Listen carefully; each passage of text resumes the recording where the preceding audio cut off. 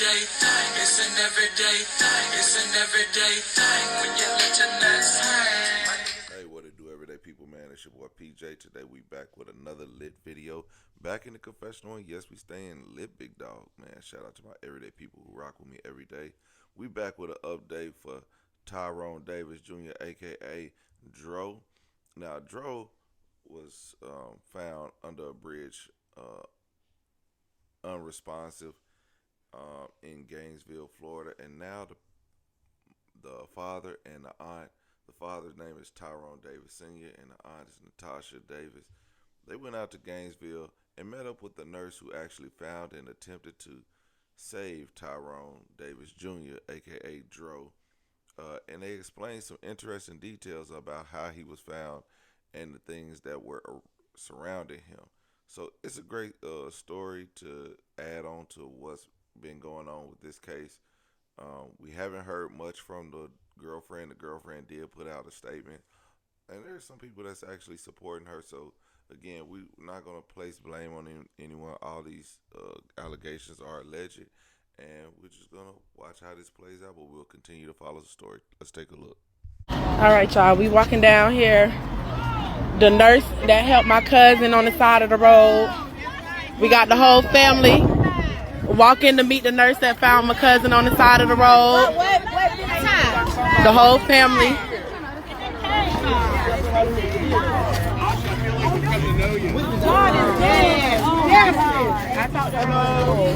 How are you guys? Excuse me. Oh, Lord. Yeah, Sorry, y'all. it's so sad. It's so sad. We just want answers. We don't have all the answers, but I want to give some honest perspective from what happened. We were at the Texas Roadhouse. Wait. And for y'all that just joined, this is the nurse and her husband that tried to help my Not open cousin. yet. I'm hoping so. I'm hoping. Okay, fiance. But 5 o'clock, we left Texas Roadhouse, like 5:02. We were at this light behind a car. Yes. There was a red car in front of us. There was another guy involved too. Yes, I talked to him. Okay, you talked to him? Yes, Okay, I good. have his information. He pulls forward and he stops. And I'm like, what's this guy doing? And I honk and he turns his blinkers on. Like, okay, he's not working. We go around, we see someone's in the road. She's a nurse, so we immediately pull over. So where were you not to stop y'all? We were in this lane. Is outside His lane? car would have been right here. He had the flashers on. He has flashers. We got here, we see his body. He was up there about 15 feet. Yep. We get out. She immediately runs over. I had gloves in the car. She's checking in. You want to say what you initially saw? He had a pulse. He was breathing. I opened up his pupils to make sure his pupils were good. They were normal. Okay. He was kind of moving around a little bit, like he was kind of disoriented. And I kept saying, "Hey, I'm a nurse. My name's Brandy. Can I help you?" No response. Kind of just kept moving around a little bit. While she was on the ground, I was surveying the area. One of the things I want to mention, I believe you said he always had 2 phones on him. Yes. 3. He had 3. Oh, 3. Yes, 3. He had a this is what I thought was suspicious, is there was his wallet and his phone. There was about $15 in cash, like, laid out like this, as if to show this wasn't a robbery. It looked like someone set it there, like all nice. The wings were right by his feet. They hadn't been opened. The pizza was all over the road. The other thing I want to say, why was the car going this way if the pizza place is down that way? Right. That's the important thing I wanted to relate. That's a They should not have been coming that way And the with fresh hotel is food. this way. And their hotel was over here. Yes. So they were coming back, which didn't make sense with that story. But we called Thank you. We called 911. By the way, I heard the report there was a homeless person who saw something. I was standing here, I didn't see anybody.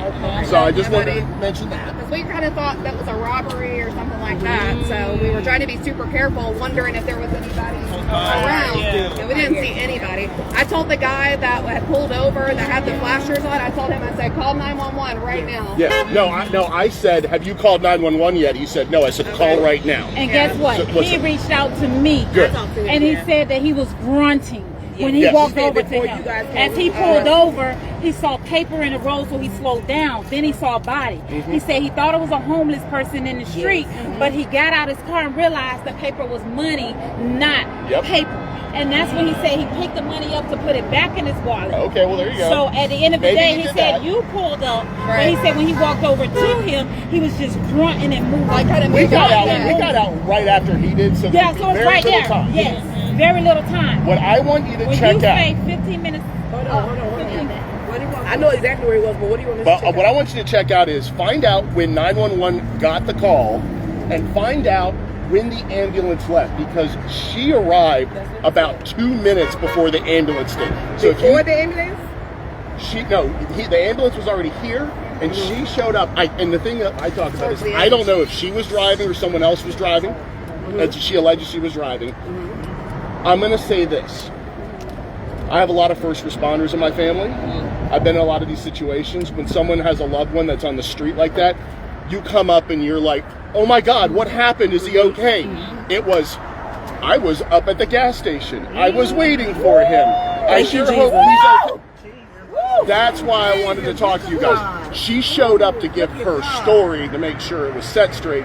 It was not like, where is he? Is he okay? I'll be in there with him. It was I'm glad nothing. you said that. I was nothing like that. No concern. There was no concern on her at all. And I told that to the police at the moment, and Yes, and here's the thing. January 6th, Gainesville, Gilchrist. No, Gainesville, I'm targeting just y'all. I talked to this guy. He reached out to me right after it happened. I had 400 and something messages in my inbox going live. Something say on January 6th, check your messages. And the guy said I was the first one on the scene, and they joined me. They say the nurse was not my wife or my girlfriend. They came in another car afterwards. I said, let me ask you a question. Did you talk to the police? He said, I gave them my number. I gave the detectives and the police on the scene, and they never called to this day. They told the Davis family, we've been reaching out to him, but we couldn't get an answer. They also said that they wanted answers. This is my cousin Daddy, y'all. Thank you so much. Thank you so much. Thank you so much. Thank you, my brother. Thank you so much.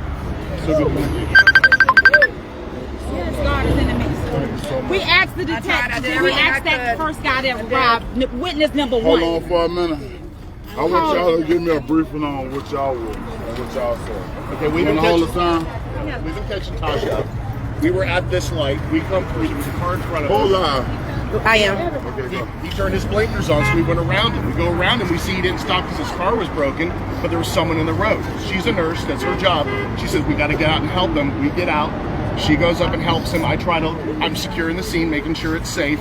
I didn't see anybody else around. We must have been there. I don't know the timeline. I gave Tasha some information that could help figure out the timeline. Because we called 911 less than a minute after the other gentleman called 911. That's just a minute. Yes, sir. And she assessed stayed him. with She stabilized him. She made sure his neck was okay. We got him out of the road and moved him to the side. Yes, sir. I did see on the ground, right by him was his wallet with money sticking out, a cell phone. He had his wings. The pizza was all over the place.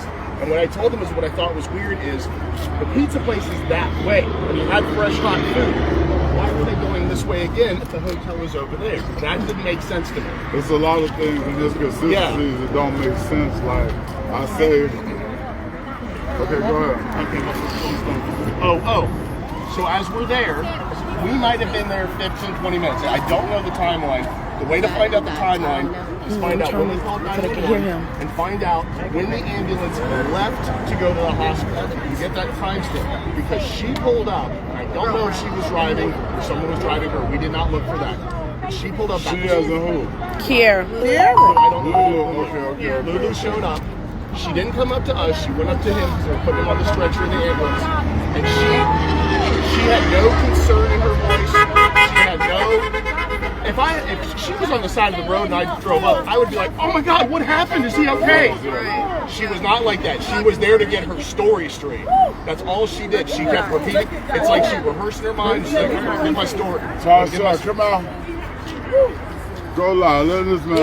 This is right here. This right here. Witnesses out they Hold on, let us speak. Go ahead. Finish down what you were saying. And that's what I was saying. Is Repeat that last word. It was the fact that she showed up. And by the way, she got that boot on her foot. She was moving pretty quick. She was not hobbling at all. But she went up to the ambulance just to say, "Oh, I was up at the Circle K. He was upset and got out of the car, and I was waiting for him for 5 minutes." It was no 5 minutes. It was close. She said they had an argument, and he was hot, and so he got out of the car. And that would make no sense to get out of the car right here. I am worried that if he got out of the car and she spun off, she might have bumped into him. Hit the gas. That's what. Hold on, let him do his and hit the gas. But again, we don't know. We did not see any of that. Correct. Now you saw. I said go get something for his head. I got a clean roll of paper towels. We put it to give him like a pillow. Right, because I didn't want his head to be laying on the ground. So I lifted his Whenever head. we saw him, he could never speak. He was less conscious, but he went into a deeper state of unconsciousness.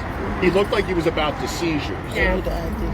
So And I asked Lulu, does he have any medical problems? Does he have diabetes? Does he have seizures? I said, does he have any kind of medical problems that the ambulance needs to know about? And she said, no, not that I know of. And she was calm the entire time. Oh yeah. Did he have any bruises? Any bruises consistent with getting hit by a car? No. I saw his legs. I had to move his legs off the street. Now, I did not think he was homeless. He looked like he was in his PJs. He looked like he was comfortable. Yes, sir. He had on his sweats, and we moved him off the road. But there was no any sign, anything. No signs of getting hit by a car. The only thing on him Was the spot, which was like a brown spot right here. That's all we saw. And I just love the And could that have been when y'all pulled him out the road? He got the scratches on We didn't pull him, but me and the other guy, we lifted him up to get him off the road safely and gently. Because he was in the right lane. Yeah, he was in the lane. Yeah. So we moved him So over prior the to right the lane. prior to the paramedics arriving on the scene, where was the Lulu girl? Well, we never saw her. She only pulled up the last 2 minutes before he left to go to the hospital. We stuck around until the ambulance was. She told us that she saw the light. We were here for a while, so if you could, we know it was 5:02 p.m. when we left the restaurant, so it was still daylight out, but the sun was setting quick. By the time we left, it was dark out. About how long was the ambulance here?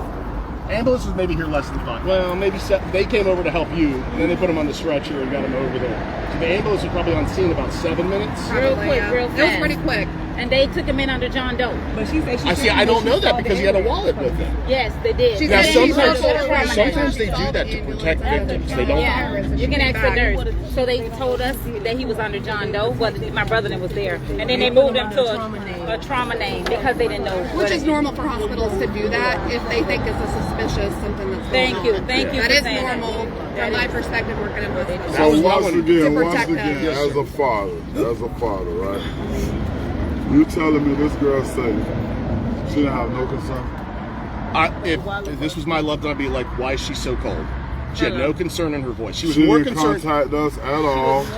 She was more concerned to getting her story straight so she wouldn't get in trouble. From my perspective. I asked her who she was. I said, who are you? And she said, I'm his girlfriend. I'm glad you And I said, does he have any medical problems? Wow. But y'all didn't know where she came Did the police contact you? I can tell you, she came. No. Okay, so there's the question. They said no, the police has not contacted them. Make a U-turn and come back. I don't know what It was like a white SUV, wasn't it? A white Infinity White truck. Infinity truck. That's it. Last scene. That's it right there. Right there. That's it. That's her vehicle And right that's there. That's her truck. On Archer Where she Road. got out of it, but the I passenger wasn't paying seat- attention. At that She point, saw this it. place was crawling with law enforcement and emergency services, so I wasn't watching. I was for that. focused on Tyrone, and he was watching everything else. Yeah. And I want to thank y'all. I want to thank y'all so much because at the end of the day, like we still just looking for answers. Brother, do not lose faith in people. I'm not. I heard something you said and that hurt my heart, and that's why I wanted to talk to you because there are good people out there. There's so We'll many stay good people. together. We thank you. Kiera has the phone now. We don't have none of his belongings.